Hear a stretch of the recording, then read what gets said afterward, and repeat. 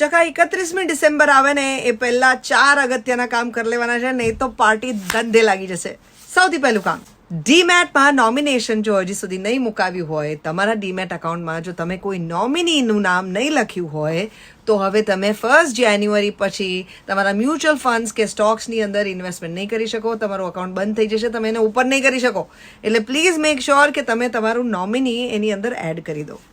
બીજું કામ, તમારી બેંકના લોકરનું તમારું રિવાઇઝડ અગ્રીમેન્ટ જો તમે આ વખતે ના કર્યું હોય તો ઇમિડિયેટલી તમારા બેંકને સંપર્ક કરો અને તમારું રિવાઇઝડ અગ્રીમેન્ટ કરી એની બધી ડિટેલ ભરી અને તમારી બ્રાન્ચની અંદર સબમિટ કરી દો.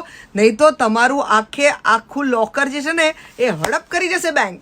અને ત્રીજું કામ, તમારા આધાર કાર્ડની અંદર તમારે કોઈ પણ ચેન્જીસ ફ્રીમાં કરાવવા હોય તો 31મી જાન્યુઆરી સુધીમાં આધારની વેબસાઇટ ઉપર જઈને કરાવી લો. 1 જાન્યુઆરી પછી આ જ કામ કરવાના, એ લોકો પૈસા લેવાના છે, મની.